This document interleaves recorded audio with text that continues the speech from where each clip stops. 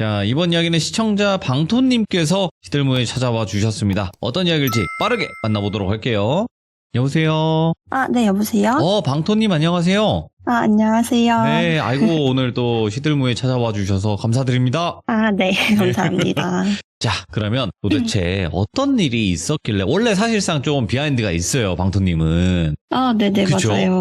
원래는 네. 다른 분이 이제 신청을 해주셨는데, 결국에, 방토님이 내가 얘기를 해야 된다, 당사자인. 좀 이렇게 얘기를 하셨다고. 네, 맞아요. 그래서 원래는 전해들을 이야기였지만, 그래도 방토님이 직접 나서셔서 이렇게 이야기해 주신다라는 걸 알고 계시면 좋을 것 같아요, 시청자분들도. 네, 맞아요. 제가 며칠 전에 좀 친한 학교 선배랑 만나서 밥을 먹다가 갑자기 이제 좀 무서운 얘기가 나왔어요. 네. 그게 밥을 먹는데 식당 자동문이 사람도 없는데 계속 열렸다 닫혔다 하는 거예요. 어허, 한 예. 대여섯 번 넘게? 그래가지고 저거 귀신이 왔다 갔다 하는 거다 막 이러면서 이제 제가 과거에 겪었던 나도 무서운 얘기 겪었던 적 있다 해가지고 이제 무서운 얘기를 들려줬는데 이 선배가 되게 돌비님의 이 라디오 방송을 되게 애청자였어요. 감사하죠, 네, 선배님. 고마워요.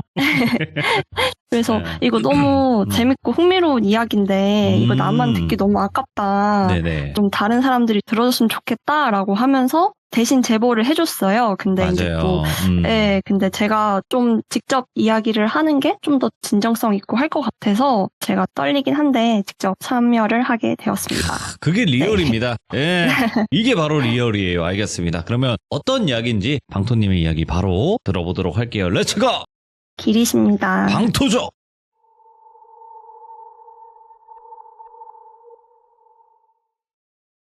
이야기 한번 시작해 볼게요. 일단 저는 좀 어렸을 때 소위 좀 말하는 기가 약한 애였던 것 같아요. 특히 잠자리 같은 거에 좀 예민했는데 여행을 가거나 아니면 좀 으스스한 데서 잠이 들면 가위에 눌리거나 네. 좀 이상한 꿈을 많이 꿨던 것 같아요. 그래서 제가 이 사실을 좀 인지하게 된 두 가지 사건이 있었는데 오늘은 그 두 가지 사건을 한번 좀 말씀을 드려보려고 하거든요. 첫 번째는 일단 제가 어렸을 때 잠깐 살았었던 아파트에서 겪었던 일이에요.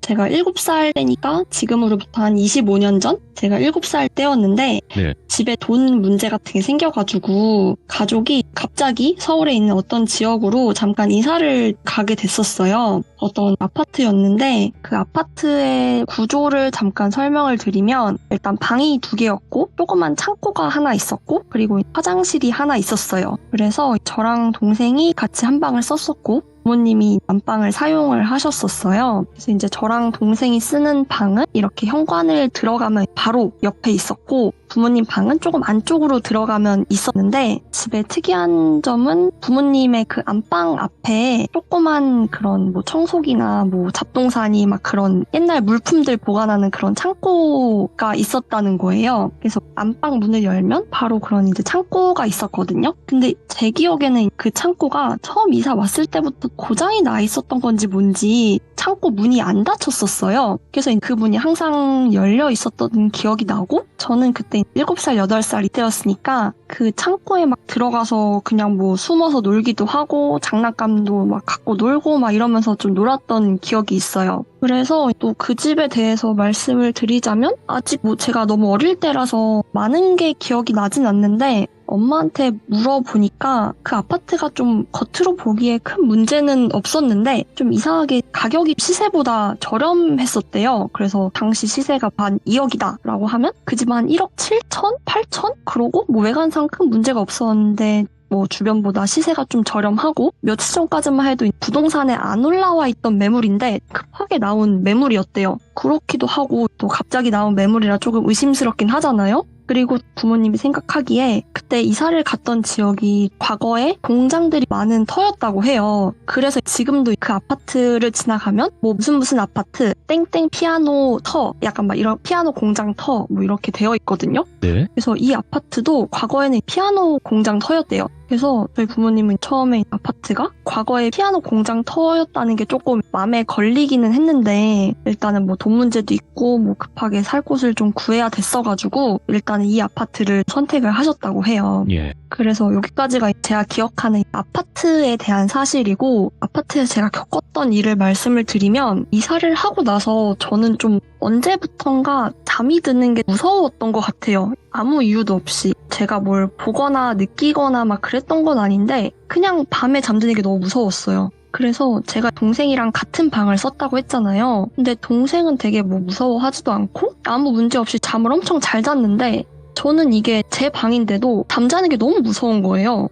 뭔가 막 본 적도 없고 느낀 적도 없는데 뭐가 막 나타날 것 같은 그런 느낌? 그래서 저는 그 집에서 있으면서 두 발을 뻗고 자본 적이 없어요. 왜냐면 뭔가 이불 속에서 두 발을 뻗으면 누군가가 내 발을 막 잡을 것 같고, 심지어는 방 밖으로 나가서 화장실을 가는 것조차 너무 무서워가지고 엄마가 애기들 요강 같은 거 방에 설치해주고 막 그랬을 정도로 뭔가 그 집에서 밤만 되면 너무 무서워했던 기억이 나요. 그래서 방에서 무서우니까 못 자는 거예요. 못 자서 혼자 발발 떨다가 결국엔 참다가 엄마 아빠 방으로 갔어요. 엄마 아빠 방으로 가면 그때부터 막 이상한 일이 생기는 거예요. 잠을 엄마 아빠 앞이니까 안심을 하고 잠을 자는데 뭔가 꿈속인지 뭔지 제가 끝도 없는 어둠 속으로 빨려 들어가는 느낌이 드는 거예요. 이게 그냥 갑자기 지하 1층, 지하 2층, 3층, 100층 막 이렇게 되듯이 제 몸이 제 침대랑 같이 함께 이렇게 쿵쿵 하고 꺼지는 그런 느낌이 계속 드는 거예요. 그러니까 그때는 그게 뭔가 싶었는데 지금 생각해보면 가위의 일종이지 않을까 싶긴 하거든요. 그때는 아무것도 모르니까 그게 가위인지 뭔지도 모르잖아요. 네. 그래서 그렇게 지하로 빨려 들어가는 느낌을 맨날 들었었고, 그게 너무 무서우니까 잠에서 깨면 저도 모르게 맨날 오열을 하는 거예요. 막 오열을 하고 있던 기억이 나는데, 나중에 엄마 아빠 얘기를 들어보니까 엄마 아빠랑 같이 잤다고 했잖아요. 근데 아빠가 제가 자면서 맨날 숨을 안 쉬었대요. 왜? 숨을 막 안 쉬고 있어가지고 아빠가 막 놀라가지고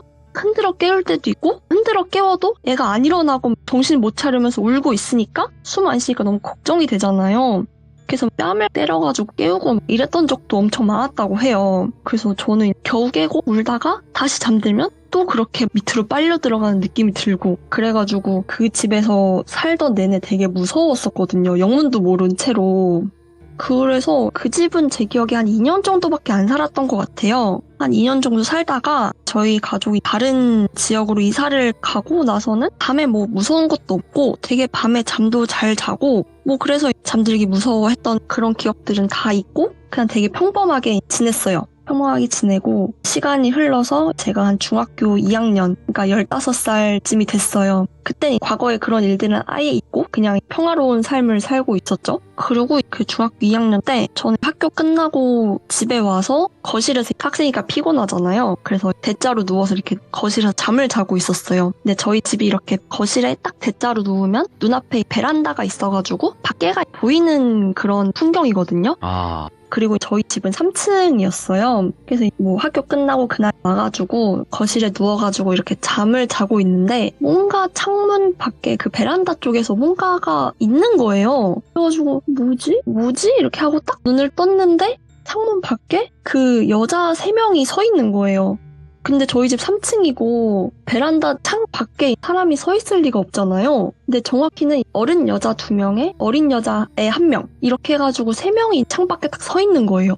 그래가지고 저는 너무 당황스러우니까 진짜 아무 말도 못하고 그냥 어버버 하고 있었어요. 어버버 하고 있으니까 그 중에 한 명이 저를 이렇게 딱 보더니 이런 얘기를 하는 거예요. 너 잘 지내나 보러 왔어. 근데 너 이거 우리 본 거 어디 가서 얘기하면 안 된다? 라고 딱 하는 거예요. 그래가지고 저는 그 말을 듣고 일단 너무 무섭잖아요. 왜냐면 갑자기 창밖에 뭐가 나타나고 자기를 봤다는 거를 얘기하지 말라고 하니까 무서워가지고 진짜로 제가 이거를 다른 사람한테 갑자기 자다가 귀신 봤어 라고 하면 갑자기 이 사람이 귀신 같은 걸 돌변해가지고 너 아무한테도 말하지 말랬지? 약간 막 이럴 것 같은, 그때는 그런 게 무서워가지고 진짜로 이 얘기를 성인이 될 때까지 아무한테도 안 하고 꽁꽁 숨겼어요. 이렇게 숨기고 있다가 시간이 흘러가지고 성인이 됐죠. 제가 20살이 넘었어요. 20살이 넘었을 때 가족 모임을 하게 됐는데 어쩌다 보니까 대화 소재로 무서운 얘기가 나온 거예요. 그래서 그때 무서운 얘기가 나왔으니까 고민을 하다가 아직까지 무섭긴 했는데 제가 쫄보여가지고 근데 용기를 내가지고 나 중학교 때 아파트 그 베란다 창문 쪽에서 여자 3명을 본 적 있다. 근데 그 여자 3명이 자기 본 거를 절대 말하지 말라고 해가지고 엄청 무서웠었다. 이런 얘기를 가족들한테 했어요. 근데 그 가족 모임에 작은 삼촌이 있었는데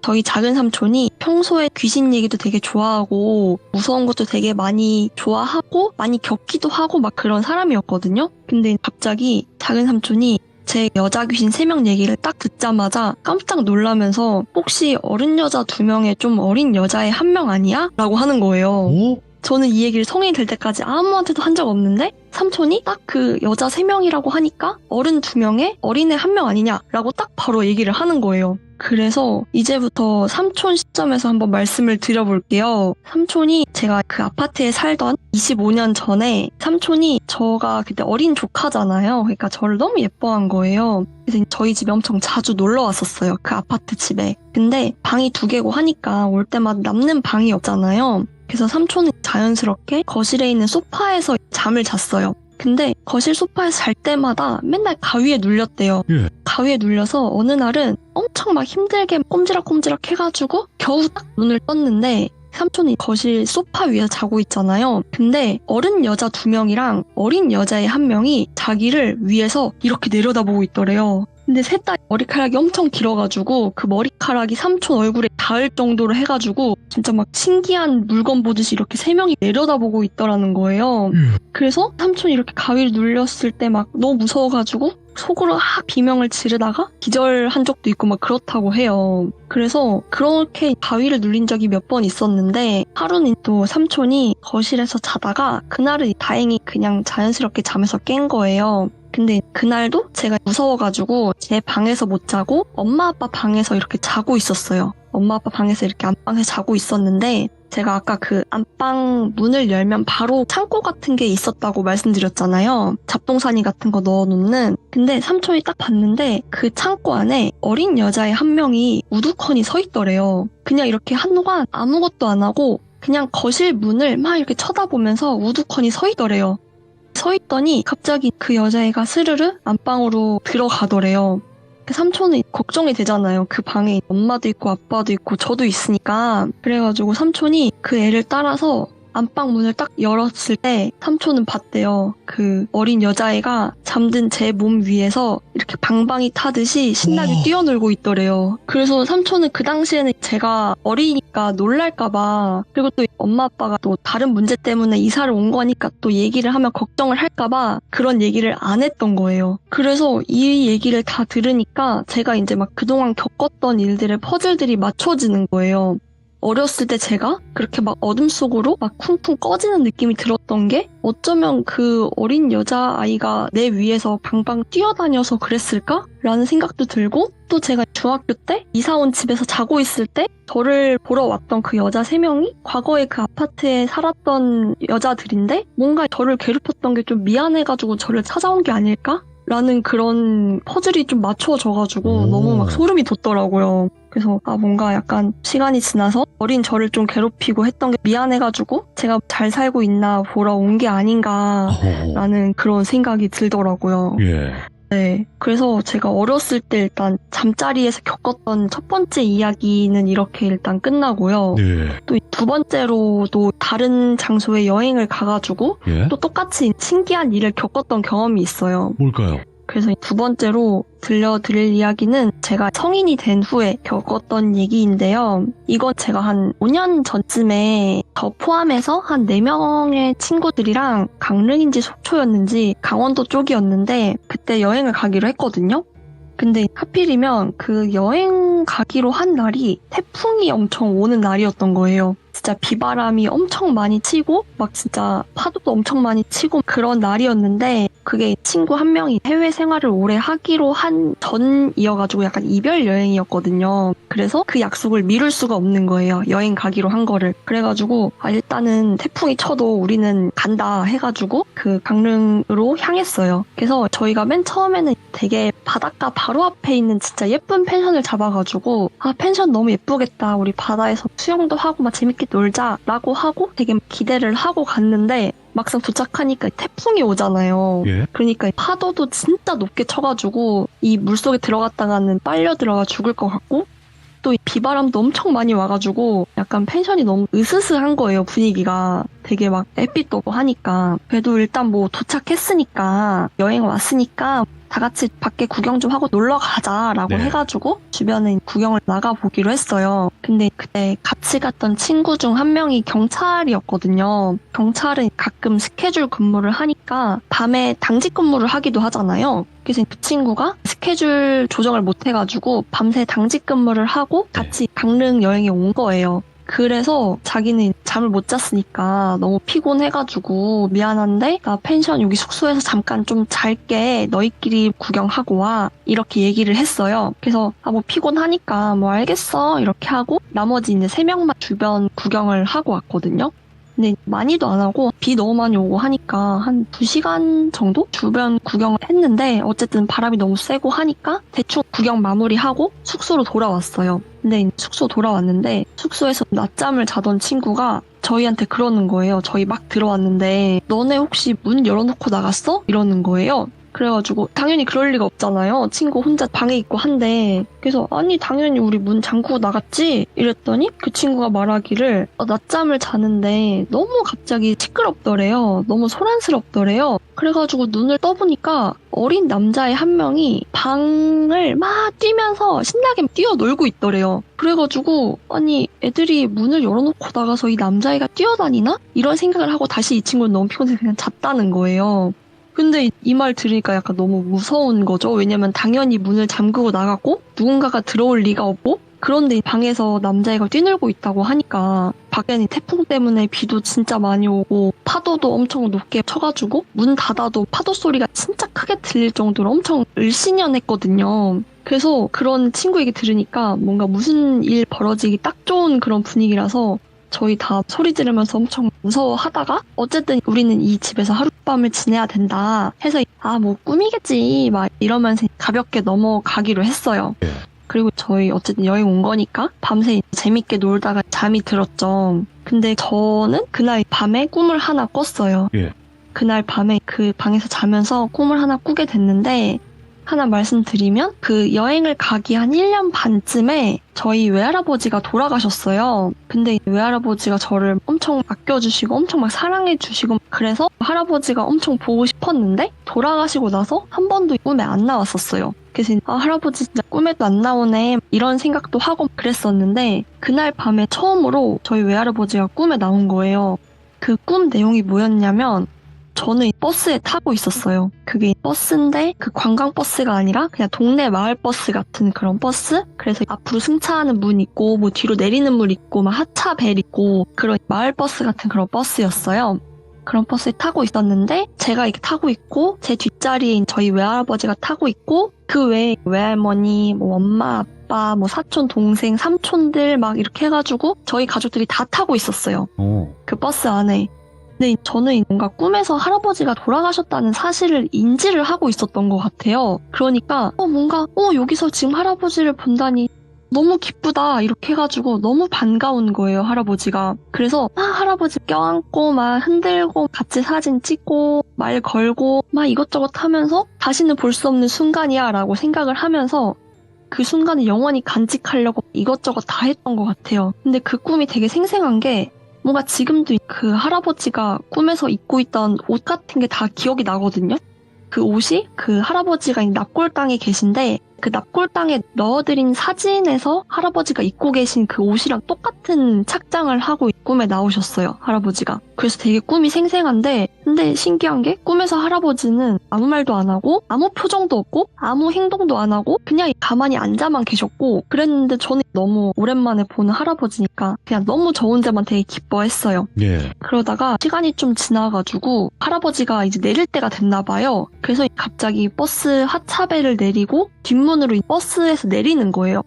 근데 저는 할아버지 너무 보고 싶었는데 갑자기 할아버지 내리니까 너무 아쉽잖아요. 그래가지고 이대로 헤어지기 싫어가지고 막 울면서 나도 할아버지랑 내릴래 이렇게 막 엄청 울면서 막 뒷문으로 따라 내리려고 했어요. 그래서 그 계단으로 딱 뒷문 그 계단이 있잖아요. 버스에 보면 그 계단으로 내려가고 있는데 그때까지 할아버지가 아무 표정도 없고 말도 없고 아무 행동도 안 했다고 했잖아요. 근데 갑자기 할아버지가 엄청 무섭고 단호한 표정으로 딱 오른손을 들으면서 안 돼! 이 제스처를 취하는 거예요. 내리지 말라고, 버스에서 내리면 안 된다, 이런 제스처로 딱 안 돼! 이런 제스처를 취하시는 거예요. 그래서 할아버지가 되게 막 생전에 엄청 따뜻하고 온화한 분이셨는데 그렇게 막 무섭고 단호한 표정을 지으니까 저 너무 무섭고 놀란 거예요. 그래가지고 막 이러다가 버스에서 내리려고 했는데 결국 못 내리고 그대로 그냥 버스 문이 닫히고 버스는 그냥 출발을 했어요. 할아버지를 두고. 그리고 나서 그냥 꿈에서 깨버렸죠. 그래서 꿈에서 깨서 그냥 저는 그냥 다른 생각 없이 꿈에서 할아버지를 본 게 처음이고 너무 반가워가지고 엄마한테 바로 전화를 해가지고 엄마 나 꿈에서 할아버지 봤다. 할아버지랑 같이 뭐 버스 타고 막 이렇게 하고 이렇게 했는데 할아버지가 버스 내리고 먼저 가버렸다. 이런 얘기를 막 조잘조잘 했어요. 이 얘기를 듣고 나서 엄마가 갑자기 약간 울먹이면서 얘기를 하는 거예요. 하시는 말씀이 꿈에서 할아버지가 아무 말도 안 하지 않았느냐. 아마 그랬을 거다. 죽은 사람은 꿈에서 말을 하지 않는데요. 그런데도 할아버지가 돌아가셨음에도 불구하고 좀 사랑하는 손녀딸이 보고 싶어서 여기에 오신 것 같다. 근데 너가 만약에 이 버스에서 할아버지를 따라 내렸으면 그 버스에서 내리는 순간 너한테도 되게 안 좋은 일이 있었을 것 같다. 근데 이제 할아버지가 너가 너무 보고 싶고 너가 안 좋은 일이 생길까봐 너를 지켜주려고 잠깐 오셨던 것 같다. 너를 구해주신 것 같다. 이런 말씀을 하시는 거예요. 그래서 이 얘기를 듣고 나니까 이 집에서 아까 그 친구가 잘 때 어떤 남자애가 막 돌아다니고 이랬다고 했잖아요. 예. 펜션 분위기도 되게 으스스하고 그랬던 것들이 막 생각이 나면서 뭔가 이 펜션의 터도 좀 안 좋고 날씨도 되게 안 좋은 날씨라서 이상한 기운이 조금 있는 그런 곳이었는데 만약에 할아버지가 없었으면 나에게도 조금 뭔가 되게 무서운 일이 생기지 않았을까라는 그런 생각이 들면서 네. 뭔가 할아버지가 제가 위험한 일이 생길까봐 걱정이 돼가지고 생전 안 나오시다가 이렇게 나타나신 것 같다라는 그런 생각이 들더라고요. 그래서 뭔가 이 사건을 통해 느낀 게 네. 저는 확실히 뭔가 좀 그런 터 같은 거에 조금 예민한 것 같고 네, 그래서 그런 이사를 가든 뭘 하든 이런 터 같은 거를 고르는데 조금 신중해야 될 것 같고 또 어쨌든 두 번째 얘기에서는 할아버지가 나를 구해줬다라는 생각에 가슴이 좀 뭉클하기도 하고 예. 그랬던 경험이었던 것 같아요. 네. 근데 말씀하신 내용 중에 죽은 네. 자는 말이 없다라는 말이 괜히 나온 말은 아니거든요. 네, 저는 그런 걸 몰랐거든요. 네. 죽은 자는 말이 없다라는 말을 하니까 정말로 꿈에서 할아버지가 아무 말도 안 했다는 그런 딱 생각이 나는 거죠. 예. 그래서 네, 정말 할아버지가 나를 보고 싶어서 그리고 나를 도와주러 왔구나라는 그런 생각이 들더라고요. 좀 뭉클했어요. 그럴 또 내용이 있죠. 이게 아무리 영적인 이야기라도 네. 뭐 무서운 이야기가 있는 것이고 이런 또 할아버지가 생각이 나는 그런 이야기도 있는 거고 그죠? 네, 그런 것 같아요. 네. 오늘 그래도 방토님께서 이렇게 두 가지 이야기를 들려주셨는데 정말 깔끔하게 잘 말씀하시네요. 네, 정말 감사합니다. 깔끔하고 또 직접 겪은 이야기는 내가 또 해야 된다라는 용기도 보여주셔서 다시 한번 너무너무 감사드립니다. 고마워요. 네, 감사합니다. 네, 항상 행복하세요. 네, 감사합니다. 네. 자, 이번 이야기는 시청자 빵코띠님. 좀 어렵네. 빵코띠님. 네, 빵꼬가 아니라 이제 빵코띠님. 되게 어렵네. 코띠님이라고 하도록 하겠습니다. 네, 코띠님께서 찾아와 주셨는데, 오늘 해주실 이야기 상당히 저는 뭔가 미스테리하다고 느꼈긴 했는데, 여러분들의 생각은 어떨지 한번 궁금하거든요. 같이 한번 바로 들어보도록 하겠습니다. 네, 안녕하세요. 아, 코띠님, 반갑습니다. 네, 반갑습니다. 아, 이게 오늘 해주실 이야기가 저는 상당히 좀 살짝 미스테리하다고 느끼긴 했거든요.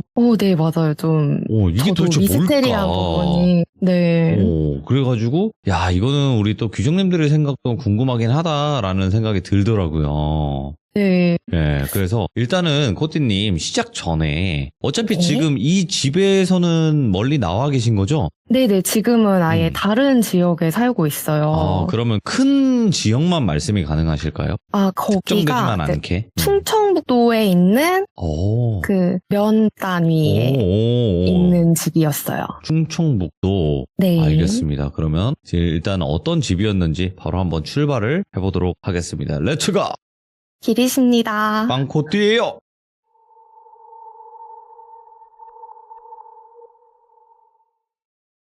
그 집에 이사를 들어갔던 게 2001년쯤이었던 것 같아요. 돌비님한테 제보 드릴 때는 좀 더 이른 시기로 말씀을 드렸는데 제가 살았던 기간이랑 이사 나왔을 때 나이 이런 거 정확하게 따져보니까 2001년쯤이 맞더라고요. 상당히 과거네요. 예. 네. 그 집이 옛날 시골집인데 저희 집이 IMF 이후로 가세가 많이 기울어져가지고 부모님께서 시골로 들어가시다가 그 집을 구하셨대요. 옛날에는 집에 사람이 안 살면 집이 금방 삭고 낡아버린다고 해가지고 시골에서 관리하면서 사는 대신에 임대료를 거의 안 받는 곳이 있었대요. 예. 그런 조건으로 들어가서 살았던 집으로 알고 있어요. 그 집에 대해서 기억나는 대로 얘기를 해보면 처음 들어갔을 때 느낌이 너무 좋은 거예요. 오. 대문을 딱 열고 들어갔을 때 진짜 다른 세상에 왔다 이런 느낌이 들 정도로 마당이 진짜 너무 예뻤어요. 들어가자마자 마당 한가운데에 크게 버드나무가 있고 마당 군데군데에 목수국, 앵두나무, 자두나무 뭐 이런 거 말고도 이름도 모르는 꽃나무도 엄청 많았고 꽃이 막 흐드러지게 피어 있어서 분위기가 엄청 따뜻하고 환상적이었어요. 상상만 해도 좋은데? 예. 네, 그래서 마당이 엄청 컸는데 거의 집 면적의 4배, 5배 뭐 이럴 정도로 마당이 엄청 컸어요. 집 자체는 좀 낡은 편이었는데 옛날에 대청마루 있고 아궁이 있고 이런 한옥을 개조를 한 집이라서 화장실도 밖에 있고 좀 부족한 게 많았었어요. 근데 저희 아버지가 목수셨거든요. 그래서 손재주가 엄청 좋고 뚝딱뚝딱 하시는 걸 좋아하셔가지고 저희 아버지가 땅 파서 정화조도 묻고 해가지고 화장실도 편하게 만들고 현관문도 새로 달고 세단장을 싹 하니까 엄청 살만해졌어요. 그래서 제 방도 있었는데 해 지는 쪽으로만 창문이 조그맣게 있어서 볕이 잘 안 들기는 했는데 넓고 깨끗해서 좋았던 기억이 나요. 집이 이제 좀 낡았고 좋았고 하는 거랑 별개로 구조가 조금 이상한 점이 몇 가지가 있었어요. 예. 제 방이 거실에서 바로 방으로 갈 수 있는 게 아니라 주방을 한번 통해서 들어갈 수가 있었어요. 예. 거실에서 문 열고 주방으로 가면은 주방 안에 또 문이 있고 그거 열고 들어가야 제 방이에요. 또 제 방에서 바로 뒷마당으로 통하는 문이 있는데 그거를 벽지로 막아놔서 문이 있었다는 흔적만 있었는데 이게 이상해서 엄마한테 물어보니까 옛날에 식모방 같은 거일 거라고 하시더라고요. 식모 일 하시는 분들은 거의 부엌에서만 일하고 주인집 불편하지 않게 들락날락 해야 되고 해서 출입구도 따로 있고 그랬다고 옛날에는 흔했다고 그러시더라고요. 그 막아놓은 문 방향이 뒷마당 쪽인데 그쪽이 정북향이에요. 정북향인데 뒷마당 쪽으로는 얕은 언덕이 있고 거기에 대나무 숲이 빽빽하게 있어가지고 그쪽으로는 담장이 없었어요. 예. 이 집이 원래 대청마루가 있는 집에 벽 쳐서 막아가지고 거실을 만든 거라서 거실도 이렇게 양옆으로 길쭉하고 거실 한가운데 기둥도 있고 그랬어요. 그리고 또 보통 대문을 열면은 집 현관이 바로 앞에 보이잖아요. 맞아요. 근데 이 집은 대문을 딱 열면은 집이 안 보이고 버드나무가 있고 왼쪽 대각선으로 쭉 가야 현관문이 나와요. 예. 그래서 마당이 또 다 흙이라서 비 오면 진창되고 하니까 징검다리처럼 이렇게 넓적한 돌을 마당에 듬성듬성하게 깔아놨어요. 감성 있는데? 예. 네, 조금 운치 있죠. 그 돌 깔아놓은 양 옆으로 또 낮은 나무 같은 게 심어져 있어가지고 또 돌길로 지나가야지만 집에 들어갈 수가 있었는데 그 돌길 한 가운데에 길을 끊어먹는 위치에 버드나무가 있어서 통행이 너무 불편한 거예요. 예. 돌길 중간에 뜬금없이 버드나무가 딱 있어가지고 다니기가 너무 불편했죠. 제 생각에는 이 나무가 모든 일의 시작이었던 것 같은데 이 집에 살고 한 1년 좀 안 되게 살았을 때일 거예요 아마. 근데 다니기가 너무 불편하니까 저희 아버지가 주인집에다가 이거 좀 베어도 되냐고 물어보셔가지고 이 나무를 베어버리셨거든요. 근데 이 나무를 베기 전이랑 후랑 집에 대한 기억이 너무 상반돼요. 예. 나무를 베고 나서 일주일도 안 돼서 집에서 기르던 개가 죽은 거예요. 예. 좀 큰 황구였는데 아무 이유도 없이 그냥 죽어 있었어요. 그러고 나서도 개를 여러 번 데려왔어요. 시골이니까 동네 강아지 새끼 나오면 데려가라고 많이들 그러셨거든요. 근데 제일 오래 산 애가 6개월을 못 넘겼어요. 아이고, 예. 다 죽었어요. 그리고 나무 베고 난 뒤에 제가 이상한 꿈을 꾸기 시작했는데 꿈속에서 대문이 쾅쾅쾅쾅쾅 하는 소리가 들려서 제가 거실 창문으로 쓱 내다보니까 담 너머로 흰색 두루마기를 입은 사람이 제 쪽을 쳐다보고 있는데 이 사람 머리가 개인 거예요. 뭐야? 이게 왜 꿈에서는 이제 물리적으로 말이 안 되는 거리라도 그렇죠. 이상하게 자세히 보이기도 하고 그렇잖아요. 저도 그 사람이 되게 자세하게 보였는데 흰색 두루마기 입은 사람 몸에 개 머리가 달렸는데 검은 개였어요. 예? 털은 윤기가 하나도 없이 빳빳하고 눈도 좀 백내장 걸린 것처럼 탁하고 광견병 걸린 것처럼 침이 질질 흐르는데 입에 거품을 가득 문 것처럼 보이더라고요. 예? 그래서 이 사람이 움직이는 것 같진 않지만 대문이 쾅쾅쾅쾅 하고 울리니까 왠지 모르게 이 존재가 집에 들어오고 싶어 한다는 게 느껴지는 거예요. 그래서 이게 꿈속이지만 이거는 무조건 피해야 된다 싶어가지고 집에 없는 척을 하다가 꿈에서 깼어요. 그러고 거의 평범하게 아무 일 없이 지내다가 잊을만 할 때쯤에 다시 꿈에 나오는데 그때마다 점점 이 개 머리 달린 사람이 집에 가까워져요. 대문 다음에 마당 안에 들어와 있고 그 다음에 돌길 따라서 좀 더 가까워져 있고 이런 식으로 예. 그 다음에는 거실 창문에 붙어서 집 안을 들여다본다든지 그런 모습으로 나타나다가 그 다음에 현관문 앞에 있고 이렇게 매번 가까워지다가 마지막에는 그게 개 머리가 거실 기둥 옆에 서 있는 모습이 꿈에 나오더라고요. 대문 밖에서 거실로 들어오기까지가 그 기간이 한 1년 정도 걸린 것 같아요. 그 이후로는 그 존재가 집 안에 들어온 꿈을 꾸고 나서는 그런 꿈을 꾼 적이 없어요. 네.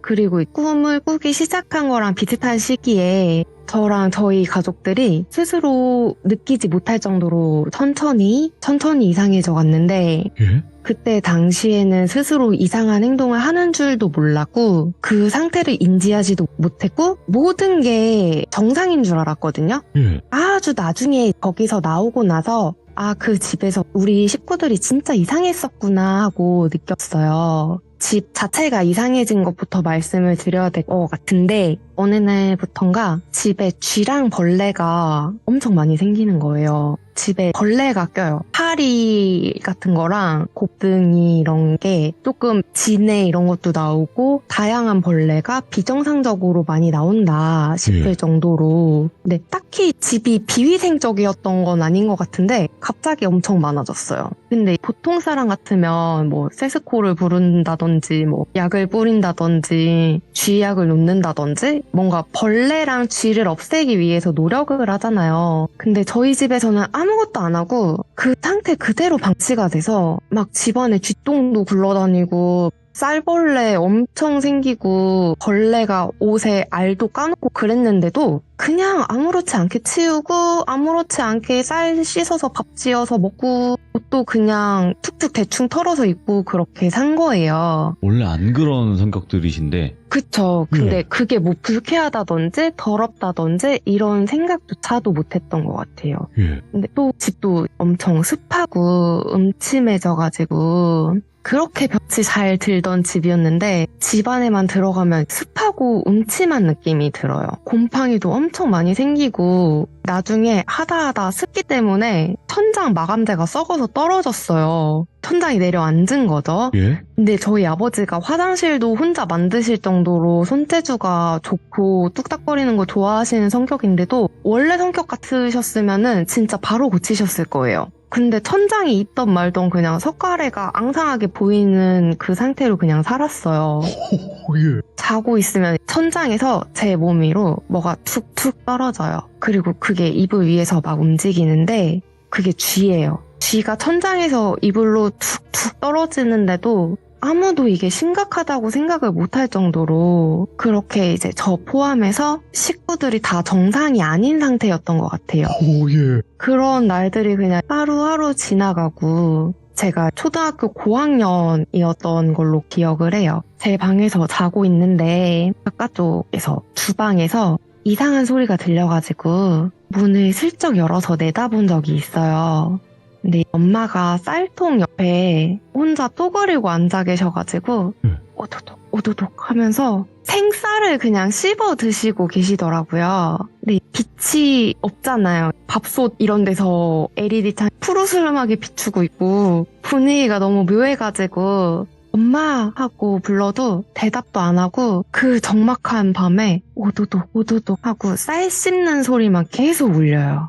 저도 뭔가 무서워져가지고 그냥 문 닫고 들어가서 잤는데 그 후로도 엄마가 밤에 쌀을 자주 나와서 드셨어요. 그리고 저도 이상한 걸 먹는 행동을 했어요. 원래 제가 먹는 걸 좋아하는 애여가지고 네. 심지어 집 구조가 엄마 아빠 모르게 주방으로 갈 수 있잖아요. 최고의 그래서- 구조네. 예. 네, 그래서 이제 저도 밤에 배고프면 슬쩍 주방 가서 냉장고도 한번 열어보고 뭐 먹을 거 없나 하고 쓱 보고 이제 한창 성장기기도 하고 그러니까 자주 몰래 뭐 먹고 그랬었거든요. 그날도 배가 고팠어요. 그래서 몰래 주방에 가서 냉장고를 열었는데 딱 눈에 보이는 게 까만 봉지를 살짝 부스럭 하는데 뭔가 냄새가 진짜 좋은 거예요. 여기는 반드시 맛있는 게 들어있어. 그런 느낌이 딱 왔어요. 봉지를 딱 열어보니까 돼지고기예요. 오, 맛있는 건데? 예. 핏물이 살짝 흐르는 생 돼지고기인데 아, 너무 신선하고 향기로운 냄새가 나가지고 입에 침이 싹 고이면서 정신없이 생고기를 막 집어먹었어요. 이게 다 먹으면 엄마한테 들키니까 안 들키게 먹으려고 티가 잘 안 날 만큼 먹는 게 너무 힘들었어요. 다 먹고 싶은데. 그 후에도 돼지고기, 닭고기 안 가리고 냉장고에 생고기가 있다? 그러면 밤에 나와서 미친 듯이 먹었어요. 와. 피비린내가 너무 상쾌하게 느껴지고 씹으면 딱 앞니에 닿으면서 물컹하게 느껴지는 그런 식감도 너무 좋고 그때 당시에는 진짜 뭐라고 말로 표현도 못할 맛으로 느껴졌어요. 저 스스로도 지금 조금 소름 끼치는 게 말하다 보니까 지금도 입에 침이 고여요. 그러면 안 되는데. 예. 당연히 지금 생고기를 먹으라고 하면 못 먹는데 뭐 육회 이런 거 때문에 그러신 거 아닐까요? 그때 맛있게 먹던 그 기억이 기억 때문에. 되살아나서 입에 침이 고여요. 그런 일이 있었고 예. 이제 제가 집에서 키우던 개들이 많이 죽었다고 말씀을 드렸잖아요. 네. 그거 말고도 집에서 동물이 죽은 게 이제 몇몇 기억이 나요. 마당이 너무 넓으니까 부모님이 닭을 몇 마리를 사서 기르셨었어요. 예. 마당 한쪽에 철망으로 닭장을 만들어서 길렀는데 어느 날 아침에 달걀을 꺼내러 가보니까 닭이 다 죽어 있더라고요. 근데 그 죽어 있는 광경이 너무 기묘했어요. 그 닭장 만든 철망 구멍이 닭이 겨우 목을 내밀 수 있을 만한 크기였거든요. 예? 근데 닭들이 다 그 철망에 목을 걸치고 이 이상은 자세히 묘사를 드리면 너무 잔인해질 것 같아가지고 대략적으로 어떤 느낌이죠? 그게 무슨 산짐승이 철망 밖으로 나온 부분만 다 뜯어먹은 느낌이었어요. 아, 그래서 닭들이 줄지어서 머리만 없구나. 네, 그런 광경이 있었어요. 예. 또 인상적으로 기억나는 동물이 죽었던 일이 엄마가 뒷마당에서 저를 부르셔서 가봤더니 고라니가 네. 제 방 뒤에 있는 문 쪽에서 죽어 있는 거예요. 근데 선앙당 같은 데 보면은 나무에 빨간색, 노란색, 흰색 뭐 이런 천을 길게 매달아 놓잖아요. 고라니 목에 그런 천이 칭칭 감겨 있어요. 그래서 엄마가 고라니가 뒤에 대나무 숲에서 떨어진 것 같다고 제가 엄마보다 덩치가 작으니까 그쪽에 뭐 있는지 한번 올라가서 보라고 하셔가지고 풀이랑 대나무랑 이런 거를 막 헤치면서 조금 올라가 보니까 갑자기 조금 넓고 평평한 공간이 나오고 오. 한가운데 나무 그루터기가 있는데 그 위에 말라붙은 그릇이랑 쌀, 촛농 이런 게 막 흩어져 있고 1,000원짜리 여러 개를 돌로 눌러놓은 게 있더라고요. 근데 꽤 오래 방치가 됐던 것 같은 게 그 지폐가 튼튼한데 다 사가가지고 너덜너덜해져 있었어요. 딱 보기에 아 여기는 무당의 기도터였나 보다 싶은 예. 그런 생각이 들었고 아마 고라니 목에 감겨있던 천이 그 자리에 있었던 것 같더라고요. 그런 일들이 기억이 나고 이 집에 살면서 나무 베기 전에 1년 조금 안 되는 동안은 진짜 너무 화목하고 행복했는데 나머지 한 4년 정도? 4년을 더 살았어요. 그런 일이 계속 일어났어요. 그 사이에 엄마가 생쌀 드시는 거 제가 그쵸? 생고기 먹는 그런 행동이 그 집에 사는 동안에 계속 있었어요. 예. 아버지는요? 아버지는 목수시라 네. 큰 공사 있고 하면은 떠나서 몇 달 동안 계시고 하셔가지고 그렇게까지 이상한 행동을 보이시지는 않았어요. 예. 근데 집에 계시는 동안에는 조금 식탐이 심해지셔가지고 토할 때까지 드시고 이런 경우가 몇 번 있었어요. 또 짜잘하게 뭐 돈 문제, 동네 사람 문제 뭐 이런 것 때문에 부모님끼리도 계속 싸우시고 네. 그 집에서 처음으로 아빠가 엄마랑 저한테 손찌검을 하셨어요. 예. 근데 지금은 너무 자상하시거든요. 말이 원래 안 되지. 자상한 분이세요. 네, 너무 자상한 분이신데 나중에 아버지가 그 얘기 하시면서 자기가 뭐에 치였었던 것 같다라고 얘기를 하시더라고요. 좀 허무한 결말일 수 있는데 2006년쯤에 집주인분이 그 집을 다른 용도로 사용을 하셔야 한다고 해가지고 이사를 나왔어요. 이사 나오자마자 다른 집으로 이사 가자마자 그동안 지속적으로 있었던 식구들의 이상한 태도 이런 게 싹 사라지고 엄마도 더 이상 밤에 일어나서 쌀을 씹는다든지 하시는 일을 안 하시고 저도 생고기를 먹고 싶은 욕구가 완전 사라졌어요. 우와, 예. 진짜로 뭔가 쉬었다가 깬 것처럼 예. 정신이 몽롱했다가 맑아진 듯이 그 집에 살 때에는 모든 게 점점 나빠질 것만 같았는데 그 집에서 나오고 나서는 경제적인 어려움은 조금 지속되긴 했는데 점점 좋아지더라고요. 네. 근데 저희 가족끼리 있을 때 그 집에서 살 때 다들 이상했던 거를 속으로는 아니까 암묵적으로 그 집에 대한 얘기를 안 한단 말이에요. 그렇겠죠. 근데 저는 살다가도 문득 그 거실 기둥 옆에 서 있었던 그 개 머리를 한 사람이랑 엄마가 오독오독 쌀 씹어 먹는 소리가 자꾸 생각나고 그 집에 대한 생각도 가끔 나고 해서 아, 그 집 대체 뭐였을까 해서 생각한 게 아마 그 집이 무속인이 살던 집은 아니었을까라는 생각을 했어요. 아, 느낌상. 네, 느낌상 집 뒤쪽에 뭐 기도터 같은 것도 그렇고 제 방도 식모방으로 생각하기에는 집 규모 자체가 식모를 둘 집의 규모가 아닌 거죠. 작죠. 예. 그쵸. 이렇게 작고 낡은 집에 식모가 필요했을까? 그런 생각도 들고 해서 아무래도 그 방이 뭔가를 모시는 방이거나 네. 신당은 아니었을까 그런 생각을 했어요. 비정상적으로 넓은 마당도 수상하고 네. 그리고 나중에 알았는데 무속에서 버드나무가 귀신을 쫓는 나무라고 하더라고요. 예. 근데 그 나무가 귀신을 막아주는 거면 저희 집으로 들어오는 온갖 나쁜 그런 것들을 막아주고 있었는데 저희 아버지가 뱄죠. 멋모르고 베어버리신 거라면 저희 가족 전부 뭔가가 씌여 있었던 걸 수도 있겠다 싶더라고요. 근데 버드나무가 이게 좀 물가에 있는 나무 아닌가? 예, 저도 그렇게 알고 있는데 네. 그 어린 시절이니까 네. 버드나무 실물을 그 집에 살면서 처음 봤어요. 그게 되게 을씨년스럽지 않아요? 보면? 아, 근데 그 나무를 베기 전에는 거기가 너무 환상적인 그런 분위기다 보니까 그 나무 자체가 엄청 청량하게 보였거든요. 엄청 청량한 그런 약간 상쾌하게 보이는 그런 느낌이 있었어요.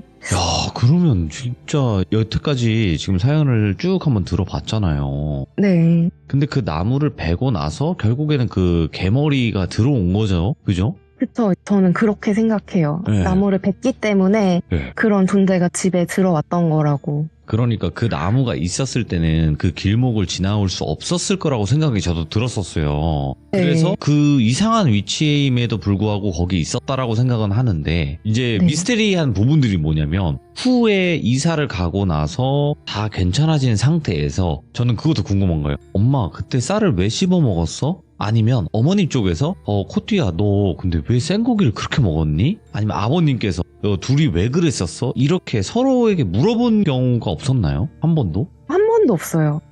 이유가 있었을까요? 물어볼 수는 뭔가 있잖아요. 뭔가 암묵적으로 가족들끼리는 그 집에 대한 얘기를 하면 안 된다라는 분위기가 있어요. 그래서 그 시기에 있었던 좋은 일들도 얘기를 안 해요. 진짜 미스테리해요. 저도 이거 사연을 받았지만 도대체 네. 뭘까? 왜 그런 행동을 했을까? 그리고 이게 저는 그래서 아까 말씀은 드렸지만 빙의의 일종일 거다라고 말씀은 드리긴 했잖아요. 네네네. 그래서 왜 그 개의 빙의가 됐다라고 판단을 저도 했었냐면 그 말씀하신 것 중에서 쥐나 벌레들을 거부감이 없었잖아요. 애초에. 네. 그래서 개들은 같은 동물들을 막 그렇게 지저분해하거나 막 그러진 않으니까 그런 것 같아요. 그런 게 아닐까라는 생각을 했었어요. 네. 저는. 아니 그게 아무렇지 않을 일이 아니잖아요. 갑자기 하늘에서 뚜둑 떨어졌는데 그게 쥐인데 그냥 뭐 쥐네 하고 말 수가 없는 건데. 근데 그때 당시에는 그냥 지나가네 약간 그렇게 생각이 됐었어요. 벌레네? 쥐네네? 막 이런 느낌으로 그냥. 네, 그냥 툭 털고 사용하고 뭐 그런 식으로. 근데 지금 생각해보면 정상은 아니잖아요, 이 행동들이. 그쵸, 저 지금 벌레 진짜 와, 싫어해요. 이게 말이 안 되는데 그때 당시에 어떻게 가족분들이 전부 다 하나같이 그랬을지가 그것도 의문이고 서로 이야기를 안 나눠봐서 사실상 그 뒷이야기가 분명히 있을 수도 있어요. 왜냐면 이거는 코띠님의 시점이고 어머님의 시점이 다를 수도 있거든요. 네, 그럴 수 있어요. 그래서 그 생고기를 먹는 코띠님의 모습은 더 달랐을 수도 있다고 저는 봐요. 저는 이제 다른 식구들한테 제가 생고기를 먹는 모습을 안 들켰다고 생각을 하고 있었거든요. 그렇겠죠? 그러니까 저 스스로는 그렇게 생각을 하고 있는데 불비님 말씀을 들어보니까 엄마한테 한번 조심스럽게 여쭤봐야겠다는 생각도 들어요. 그러니까 엄마 나 옛날에 그 집에서 생고기 먹었던 거 본 적 있지? 이렇게만 물어보셔도 너 그 얘기 왜 꺼내? 이렇게 나오시면 보신 거예요. 제가 봤을 때는 너 그 얘기 꺼내지 말라 그랬지? 하지마. 막 이렇게 하시면 아마도 보신 적이 몇 번 있으셨던 것 같기도 하고, 와 이거는 귀신이 꿈에서 그냥 그 개머리 귀신 한 것밖에 나오지 않았는데 이렇게 무서운 이야기가 되네요. 네, 그 모습이 제가 20년 넘게 지났는데도 자꾸 생각이 나가지고 인터넷에 막 검색을 해봤어요. 혹시 네. 비슷한 거 본 사람이 있는지 네. 찾아봤는데 없는 것 같더라고요. 이거는 과연 무엇일까는 저희 또 시청자분들이 아마 굉장히 많은 댓글을 달아줄 거예요. 영상을 보신 분들은. 근데 네. 도대체 어떤 존재였을까는 그 중에서 그 빵꼬띠님께서 한번 이게 제일 유력하다라고 생각이 드는 댓글을 한번 보시면 될 것 같아요. 네. 네, 아이고 오늘 떨지 않고 이야기 너무 깔끔하게 해주셔서 다시 한번 감사드립니다. 감사합니다. 네, 혹여라도 다른 이야기가 있으시면 또 언제든지 찾아와 주세요. 감사합니다. 네, 감사합니다. 네, 고맙습니다. 야, 이거는 미스테리를 넘어서 섬뜩했어요. 솔직하게. 소름 끼쳤어요. 오, 오랜만에 소름이 쫙 끼쳐. 상상을 해봤거든요. 그 쌀을 그냥 생쌀을 씹어 먹을 수는 있는 거예요, 여러분들. 뭐 그거 안 되는 건 아니거든요. 근데 밤에 혼자 쭈그러앉아갖고 그거 아무 행동을 안 하면서 씹어 먹고 있는 행동이나 생고기를 막 맛있게 먹고 있는 느낌이라든지 이런 게 아무렇지 않았대요, 그때 당시에는. 그게 너무 섬뜩했어요, 진짜. 그래서 여러분들도 이런 부분에 대해서 특히나 개 머리를 한 두루마기를 입은 그 존재가 뭐였을지를 댓글로 꼭 남겨주시길 바라겠습니다. 감사합니다.